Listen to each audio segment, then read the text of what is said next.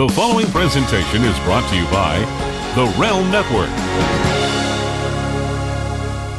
It's right about time again to swerve again, confuse the general fans again. Hello, everybody, and welcome to this edition of the Swerve. I'm happy to say I'm bringing an old friend back to the show. You know, I try not to bring people back twice. I take great pride in always having a new guest on the show, but I wanted to bring this guest back for a couple of reasons. You know, number one, I really enjoy talking to him. Number two, we have something very, very important to promote. And number three, I want to come clean about a situation that I've never really talked about before. I have with me today the head writer, the producer of my favorite wrestling show, quite frankly, the only wrestling show I watch, Lucha Underground, Chris DeJoseph. Chris, how are we doing this morning? I'm great, Vince. It's great to be back. Thanks for having me again. I'm excited to be back and talk with you again. Chris, I really feel bad that, I get so confused. People are all over the place. I'm an idiot. I should have realized you were in L.A. with Lucha Underground. It's 7 a.m. by you, bro. So I really appreciate you coming on. Oh, no, I appreciate you having me, and I would get up to any time to come on your show, Vince. Now, Chris, I want to come clean about something, and I never told this story before. And listen, man, especially at this point in my life, Chris, I know you're still a young man. We talked about this the last time you were on. I'm an old man. Chris, I'm going to be 55 in January 24th. Mm-hmm. And, one thing, the older I get, the more, like my reputation is important to me. My integrity is important to me. And me, being truthful and honest is very important to me. I wear, my honesty on my sleeve. And Chris, in the wrestling business, being honest can hurt you just as much as it can help you. That's true. Yeah, absolutely. So, Chris, I want to bring this up with you because I was afraid there may have been like a little heat like on your part towards me.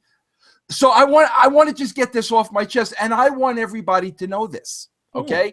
Okay. Now, Chris, I have stated over and over again. Listen, I come on this show, Chris. I'm very critical about the WWE.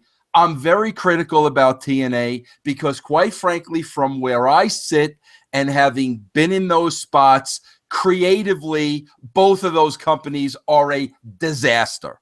That's the way I honestly feel. Well, of course, Chris, you know the wrestling business and you know the internet wrestling community and all my detractors and this, that, and the other thing. When I'm outspoken about creative for those companies, well, that means, to them, I'm bitter because I'm not working there. Right. Now, Chris, I still talk to people weekly that work at the WWE, weekly that work at TNA. Nothing has changed.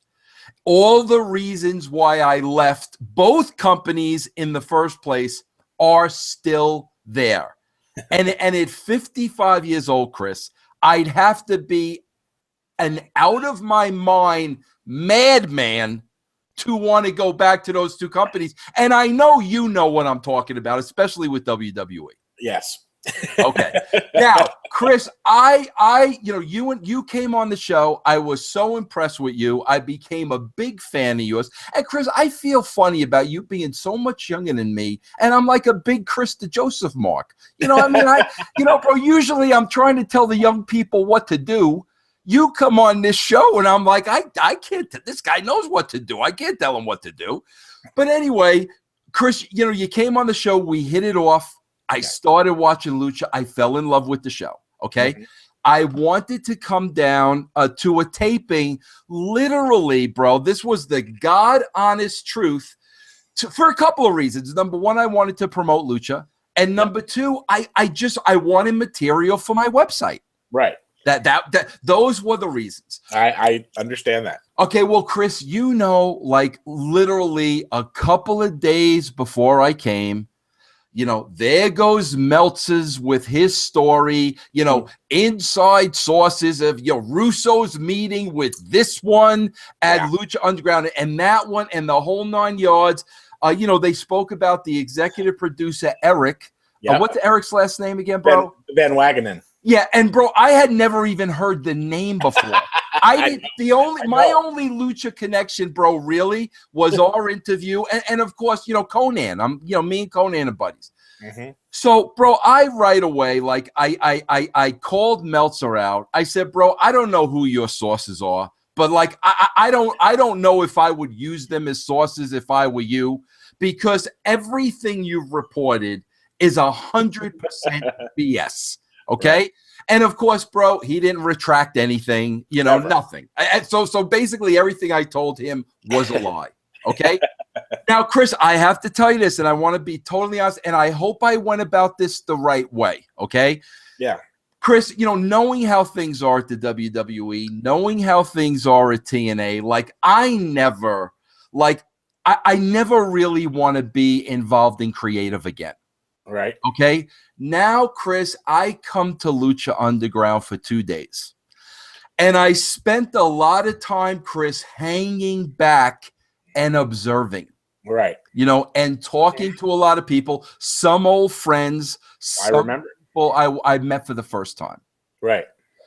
And the thing I was overwhelmed by many things. Okay.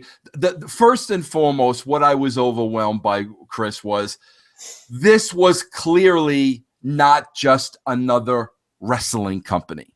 Mm-hmm. This was clearly a television show and a television production with television stars and television people. Something completely different from what you and I worked with at the WWE. Correct. Okay. The second thing, bro, that blew me away was I always said, especially at my age, I would want to be in an environment where, it was wrestling, the way it should be. Everything as a kid growing up, when I first got into the WWE, all my hopes and dreams of what a wrestling company could be. Exactly. Okay. Yeah. But Chris, after TNA, WWE, WCW, I didn't think that existed. Okay. So now I go to Lucha and I'm like, this, like literally, like this is almost too good to be true. This is the wrestling business the way it should be. And Chris, I was so freaking impressed with Lucha Underground that I remember this exactly. When I came back, I DM'd you and I asked you for the email address of Eric. And I basically said to you, I'm going to send you guys an email. Right. And I sent you, I've never said this before, bro. It's the first time I'm saying this. I have no problem with everybody knowing this. I sent you and Eric an email, and I basically said, I was so impressed by your company and Lucha Underground and everything I saw. It's the wrestling environment that I always longed to be a part of, that I have not experienced in like well over 15 years. If there is any opportunity in any capacity where I would, I could possibly help you guys out, please, by all means, remember my name.